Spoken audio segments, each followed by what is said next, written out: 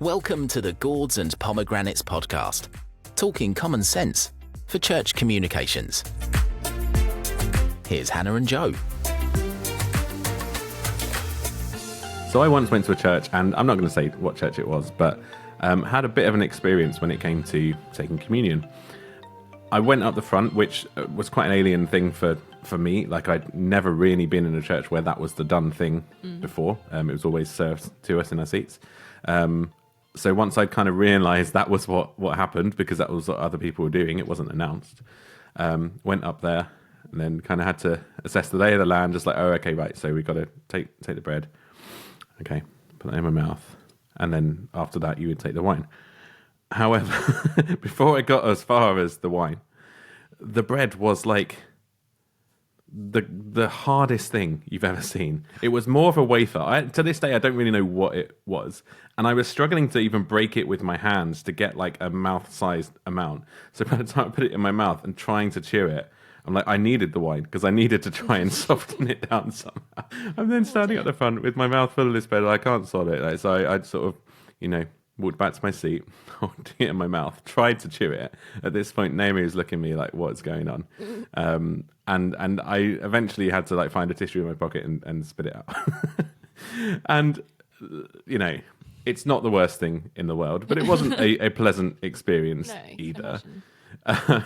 And so, I mean, it's one of those things where, look, we're not saying the church should have set up some sort of committee with a consultation period to decide on, exactly the level of chewiness that is needed in the communion elements or something like that. But it stuck in my mind, and it left an impression of the church. Yeah, I can imagine. And thinking about that sort of got us thinking about what are those often quite small things in church life that we just don't really think about. We cover a lot of topics on this podcast, and we blur the lines of what counts as communications, because we look at that wider definition of communication in the sense of we're communicating the gospel. We want to get people in. We want to help them to belong. We obviously want them to become Christians, and everything that goes into that are things that we cover. But what are the small things that get missed? And they're not the most obvious. They're not the most important, but that doesn't mean that they're unimportant, and we want to remember them. So that's kind of the thinking of today's episode. We're going to probably go quite quickly through them, but thinking about the things that we don't usually think about. Yeah. So to start with, accessibility and inclusivity. So we said they're small things, and then we start off with like a huge thing, but it doesn't often get thought about in churches. Well, no, and especially because a lot of churches are old buildings with old mindsets of accessibility and inclusion, and they are very often sort of just left until the very last minute to will we really need to do some work? Now we can think about being accessible, rather than going, well, actually, we've got people, we need to make some adjustments. Yeah. And I have to say, this happened at my old church. We didn't have toilets within the church building, but we had them in the hall. But the only way to get in was by 3 small steps to go on the 2 doors. It was 3 small steps to go in, which was fine if you could walk up. I think the older people who sort of were slow, but they could go up. They could do it. They struggled, but they could do it. Yeah. But there'd be people who just couldn't do it. But if you had a wheelchair, and where a wheelchair was the only way of you to move around, you could not go to the toilet. So thankfully, we had building works done for the hall, and they put a ramp in, and it significantly made a difference for the people coming into the building, feeling like actually that they could come along to something because they knew that they could use the toilets. And I think that it's a trouble with the older buildings, and they're not quick wins to do. They are very costly and time consuming, so it is a bit difficult, and it's tricky if you don't have those people at your church. If you are all able-bodied and you can go up and down stairs, if you don't have anyone with a wheelchair who's a regular part of your church family, then it's easy to not think about that. It's hard to prioritize that in your spending and everything, isn't it? Yeah, exactly. So I think in terms of physical accessibility is a big thing to think about, and actually try to plan that in within long-term strategies, and try and make people aware. If you've got that on your website of going, you can come into the main building, but unfortunately certain other rooms there's no lift or things. They are just things to think about. And I think people appreciate knowing about it in advance and being able to make decisions rather than sort of feeling like, oh, well, no one said anything. You said you're welcoming all people and not. Yeah, for sure. And one of the things that we're going to mention on this list is sort of details ahead of visiting, and that really plays into that. Yeah, exactly. Obviously, there's other needs as well with accessibility, and we're sort of thinking that through a bit at the moment at church, in that there's a family where a few of them have got hearing difficulties, and they cope on a normal Sunday because we have some things towards that, like we have a hearing loop and that sort of thing. But we hadn't even considered that where recently we've been having sort of different services and different formats, occasionally we'll have the sermon on a video rather than someone actually there live speaking. And they've really struggled with that. And we now need to think, what do we need to do about that? Is that the case that actually a bigger screen would help more? Is it the case that we need subtitles? Is it just the case that the video isn't going through the hearing aid loop? All those sorts of things. I mean, haven't got the answer to the question yet, but we need to be thinking about them, because that shows people that you value them. And a lot of churches, teaching is like the thing. Like you could get rid of everything else on a Sunday and they probably wouldn't bat much of an eyelid. But if you got rid of the sermon, well, okay, if that's your thinking, these people cannot experience, they can't hear the sermon and the word being taught. And so that's a big thing. Yeah. Then I think another thing as well is thinking about language and sort of cultural inclusivity that can help to make people attending your church just feel more welcome. Obviously, it will depend on differing communities. If you are a very, very English-speaking church and then suddenly you are having people who are, refugees or migrants, or they are just bringing family members who maybe don't speak a lot of English, that actually just having sort of things, and I can't say what it is because it always depends, but things to be able to help them to understand. So it could be things like signage in different language, key languages, especially if you know that there's those presence within your community, or even translation services. And there's some pretty amazing kind of AI technology now of almost like hearing loops, but it's either done on an iPad and it will literally, as something's being preached or things are being said in the service, it will translate it onto an iPad by written and in fairly instant time. Yeah, and that's the sort of thing where we always talk about knowing your audience with communications. Like this is a case of knowing your church. Yeah. And if you've got people who need that, then it's going to be more of a priority with how you sort of make it happen. But then there's also just the general sort of inclusivity of stuff we have talked about before, like making people feel welcome when they're not used to church and not talking in language they won't understand, even if we're speaking English and they speak English, but so it's all that sort of thing. So think about making it accessible for people, think about making it easy rather than difficult, and that will make people feel more welcome. So the second thing is sound and acoustics. Now, churches can spend too much on sound systems, and it weirdly doesn't translate over to video in quite the same way. But I think churches understand that audio stuff is expensive, and therefore if we're going to do it, we probably need to spend quite a bit of money. But that doesn't mean that they do a good job. It doesn't mean they spend the money on the right things. And actually, sound really is important, and it affects how we worship. And I don't just mean music by that. I mean the whole atmosphere, but also just the understanding, like what we were saying before with the videos and not being able to hear them. If you are struggling to hear something because of volume or clarity, then it will mean that you have a harder time during the service, and it's a distraction, which means you're not engaging with God in the same way. So, I mean, there's so much we could say about that. It's not just equipment. Sometimes it is acoustics, and there are often expensive things that need to be done to the building itself to actually help with that. But it's just worth thinking about and thinking about the impact that has on other things. And for a while now, I've been wanting to think about music and worship as part of this podcast. And it's not something that we generally think that much as coming under comms, even though it's a big part of the service delivery. A bit of a spoiler alert here. In a couple of episodes' time, we're going to have a guest talking about just that. I'm really looking forward to that. So we won't say too much more about it now. But it's something not not to ignore. Like, it's not an insignificant thing. Yeah. Then I think another... Again, this is one of them things you don't realise it until you experience it in a not comfortable way. But comfort and atmosphere. So I have been in churches where they have been either freezing or super hot. And I can kind of cope with the freezing. It's not comfortable, but I have to say, you put me in a warm building and... Doesn't matter how engaging the sermon is, you're falling asleep. I am going to kind of like quietly lean off. Hashtag nap church. Yeah, that sounds good. But, you know, and you're never going to get the right thing. You know, everyone's going to be like, well, I prefer it warmer or I prefer it cooler.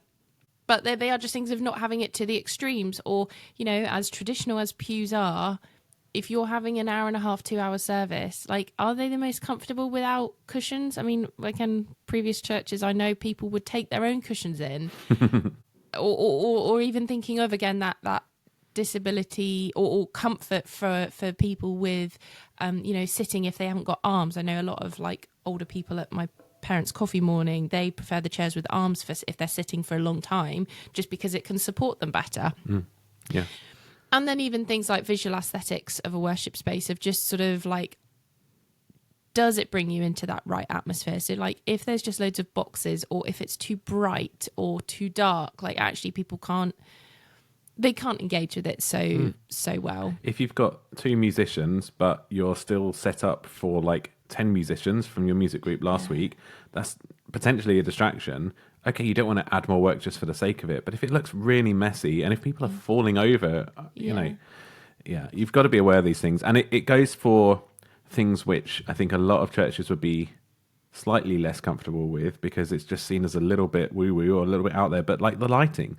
Yeah. I'm not even talking about lights down low, spotlights on stage atmosphere, which can really add to it. Smoke machines, the Holy Spirit is here because the smoke is, you know, I'm not talking about that, even though they can be great and for the right setting can really add to it.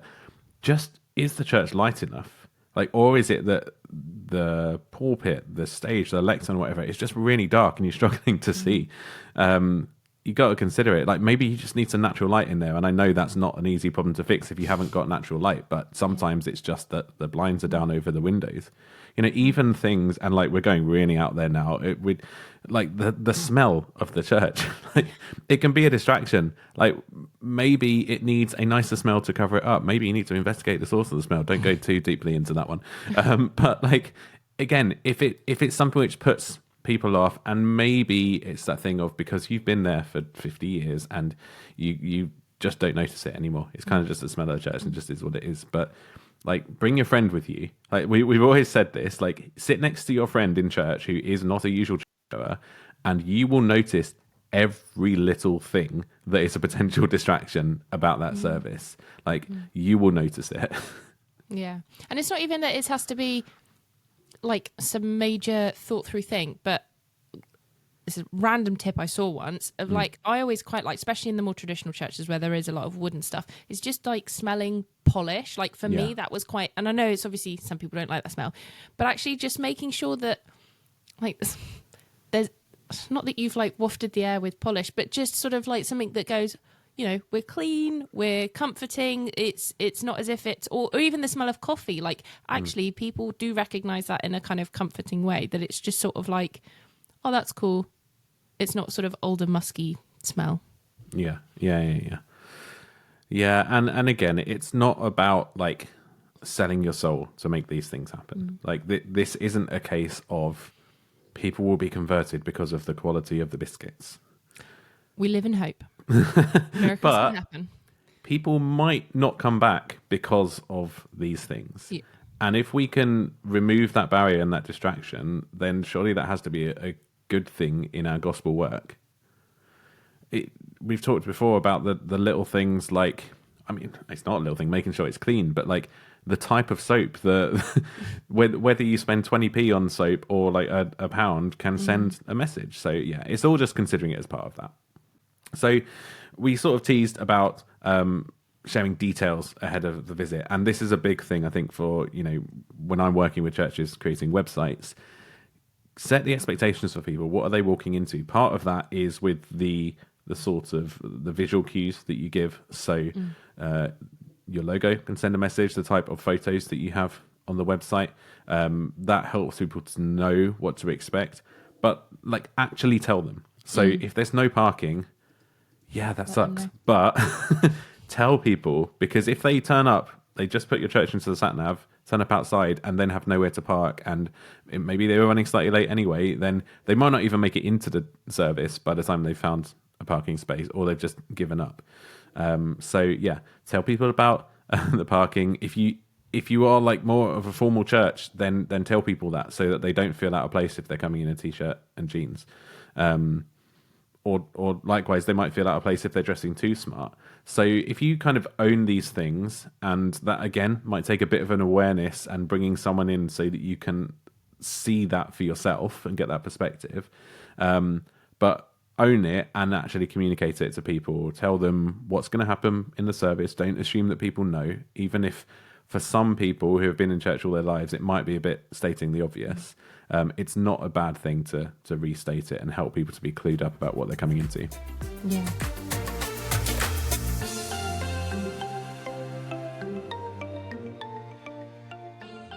So we've talked about it plenty of times before, but the job list, the tasks and the responsibilities of church leaders is never ending. And we all rely on having volunteers and people who serve with a never-ending sort of willingness within our churches. And so ensuring that you've got a, as best as possible, well-organised volunteer system is invaluable, because it will help to prevent burnout and sort of reluctance within church, within the volunteers within churches, and actually helps to enable a sort of sense of belonging and, to an extent, even ownership within the roles that volunteers have within a church. Yeah, I mean, we talked about this in our last episode with Maria, and the importance of kind of succession. So, like, making sure that it's not going to be the case that everything falls over if that volunteer doesn't show up, even just for 1 week, you know. And so systems are helpful for that, but it's just going back to the people thing. Like you mentioned burnout, making sure we are taking care of people. That's part of stewarding our resources as a church, as much as we don't want to call a person and a fellow believer a resource. But we need to take care of people. And ultimately, that is in line with them doing a better job as well, and enabling them to do a better job and enjoy what they're doing, enjoy the way that they're serving God, and helping church to run more smoothly too. Yeah. I think a lot of the time, our sort of volunteer systems are kind of just established, and they've evolved that way. And so we've got rotas or whatever, and it just happens. So it takes a bit of stepping back to say, do we need a new system for managing this? Or do we need a new system for, just making sure that people aren't doing too much? You know, maybe in the gentlest way as well, making sure that people aren't doing too little. There are going to be some people who can't practically or physically serve, and I'm sure like there are definitely ways that they can be involved, like they can be praying, they can be offering support to people, but in terms of like active volunteering sort of things, it's helpful to know the people who aren't involved, so that you can know that they might want a bit of encouraging, or to explore the gifts with them. That's not a forceful thing. It's a practical thing.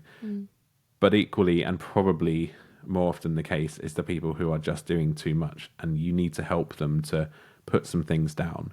And that might mean encouraging others to take it on. It might mean the church has to just do a bit less.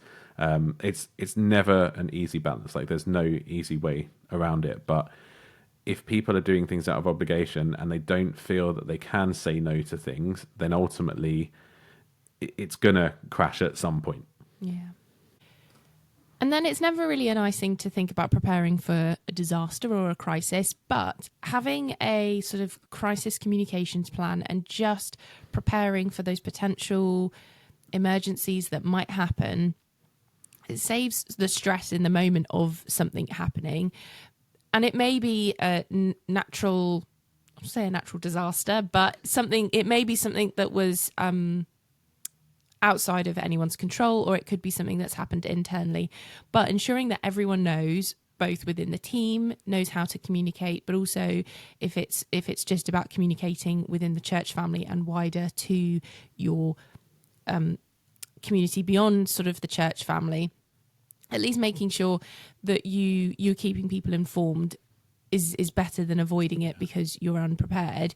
And if you're needing those resources, most sort of either dioceses, circuits or associations, or teams, even ask other churches, what do you have in place already? Because it's always helpful to just make sure that you've got those already on file rather than having to scramble to do it. Yeah. And a lot of the time, the bulk of that is just knowing whose responsibility things are and having that written down so that it's not like a knee-jerk reaction to things. Yeah. So something else that we don't often think about as churches is the environment and stewardship of God's earth and what our role as churches is within that. So again, it's not a case of like the cart leading the horse. This isn't about all of us becoming eco-warriors and that becoming our sole focus. But at the same time, we do have a responsibility and we should be thinking about sustainability, whether that's, things like recycling, which aren't really an option anymore, or energy efficiency. Like a lot of the time, these are things which are pretty common sense to at least explore, because not only is it a good thing ethically, but it would hopefully save us money as well. And that's something, with like energy prices, what they are at the moment, maybe your church does need to look at solar or that sort of thing. And it might be a bit of an investment, but it will pay off. And also it's a good thing. Like it's not to be too cynical. You're not doing this just for the PR, but it is something you can talk about. Yeah. Because if the community is already, let's face it, society is not neutral on faith, religion, church. Like that, it's already stacked against us. Yeah. And so if that's another positive message that you can put out there, then why not share about it? Yeah. And there's loads of different things that you can do, like even on the simplest level. I mean, yes, we should all get solars because churches have big roofs, but on the simplest level, just doing something like litter pickup. Like, I mean, do it within your community. It's a great way to just show the community you care. But to have an attitude of we're going to keep the church grounds litter free, and that everyone within the church, whether you're going into a service on a Sunday or an event during the week, or someone's just walking through the grounds, that you are looking out for rubbish that might be there, and that there's a bin that could, or that people know that, please do take it and put it in the nearest bin. But just having that sort of culture where people are automatically doing it, because that infiltrates into beyond just the church then. And actually then, having a litter clear up day, you go, right, we're going to do the church first and then we're going to go out into the community. It's a great way to start talking to people and going, well, this is why we're doing it. And it's a great outreach opportunity then. Yeah. So moving on to a slightly different area, and that's the use of the space that we have as churches. And obviously there's an assumption that like not every church has a space or their own building and that sort of thing. But if you do, just thinking about how you use it rather than it just kind of being used in the way that it always has been. So it might be that there are little things that you could do, little tweaks you could change to even just how furniture is laid out and that sort of thing, which can really improve the atmosphere or the accessibility or all these sorts of things. So kind of having like go into your building when it's empty, just walk through and look around and see, maybe I could do this, or like what are the pain points, what are the opportunities there? It could make a big difference. And that also feeds into room hire and actually hiring your church out. Many churches do this anyway. Like this is by no means a new idea that, oh man, I first heard about this on Gourds and Pomegranates. This idea that like we actually hire our church to people. No. But if you don't do it, it's something to think about. Like yes, it can bring in a little bit of money and that can help if budgets are really tight, but it's rarely about that. It's about having your community being able to come into your building and use your space and just see, okay, these aren't like scary people. By all means, shout about it, like put on your social media who is coming in and try and get involved with some of the activities as well. Like our church has a yoga group that meets in the hall, and then some of our members go to that. Our church has some choirs that also meet in the hall. And again, some of the members are involved in that. And so that's just another way of building those links into your community. And obviously, the Great Commission, the gospel of going out and doing that. I think one thing to think of with it is you might need to actually spend a bit of money or even just some time in improving the spaces a little bit to make it more comfortable for the hirers, to make it more attractive to hire. But something like, if you've got a meeting room, and that's quite a desirable thing. Like in a lot of towns, there aren't many places that you can just hire out and have a meeting for like up to 10 people. Churches tend to have little rooms which are perfect for that. But you might then have to think about, is the Wi-Fi good enough? Are the chairs comfortable enough? Maybe not so much for meetings, but for other things, maybe having some simple AV in there so that you can like show stuff on the screen or And the walls not being like clinical dentist white or something, or even that very pale yellow that all churches seem to be painted. So a couple of points left. We wanted to mention notice boards. It's something we've talked about before. Notice boards can be a really useful way of getting information out, but more often than not, there is way too much there, and so it all gets lost, and people just become blind to it. So just think about using that wall space, and indeed, like we've just talked about the colour of walls, but like, what are you putting up around the rest of the building? Maybe you could use some wall space in the toilets to advertise an event coming up, and then people who are there to use like the cafe or the hall or whatever will see that about the church. Or maybe it is actually having some stuff in the meeting rooms, having some flyers out and that sort of thing. But just thinking about how you are using your space and communicating in that space. It can be, it can often be an emotionally loaded one, because there'll be someone who has managed that notice board for as long as they can remember, and that's their role. And so it needs to be handled sensitively. But having something on there for 6 months that's like a million things on there and you just doesn't actually get used isn't helping anyone. And so focusing your communication, it all comes back down to that prioritizing that we talk about right from the beginning when we're talking about putting your comms plan together and knowing who needs to hear what and how you're going to tell them it. Yeah. And then to finish up, we really want to think about sort of pastoral care and support. And as easy as it would be just to say, well, that's for the pastor to do, but actually I think there's everyone has a sense of responsibility of caring for your church family, and that is particularly important for those who might be in a position of being slightly more vulnerable or going through difficult times. And it's difficult to, or it'd be unfair to assume that it's just one person's responsibility. But actually, if everyone is thinking, that sounds really stressful then, if everyone's thinking about everyone, but if everyone is looking out for each other, actually it makes it so much easier to avoid one person falling through the cracks and getting kind of missed out. And there aren't going to be many churches out there who don't consider that pastoral support, that don't have at least some level of heart for it. But I think where it can fall down is a complete lack of systems. Which is difficult because it's that balance. Like, it's a people thing. You're looking out for people, and so you want it to feel a little bit more organic like that. But even down to having a list, like that's a system for knowing who is in your church and knowing what needs they have. And so, coordinating it doesn't all have to be one person, but sharing it out, and that means that you're reducing the load on the pastor or whoever it is who's sort of taking that ultimate responsibility.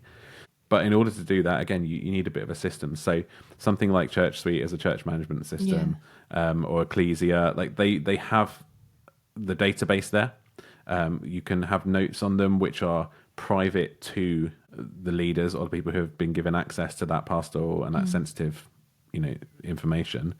But then as an extension, like small groups, like there's group functionality in there, so who is responsible for who in that sense, and how they can, in the nicest way, keep tabs on people. Like if you've got a church, even of let's say 60 or 70 people, it's very hard for a pastor or a couple of elders to be able to consistently notice, like if someone hasn't been there for a few weeks. And I hope that you would, but it's easy for people to slip through the gaps as as we've said. And so if you can have a system which helps you with that and helps you to remember people and even just remember to pray for them, then that can be, really helpful. Yeah, definitely. So with all of this, again, there's a balance, and it's not about having everything perfectly organized. It's not about everything being set and scripted, and there's no sort of fluidity.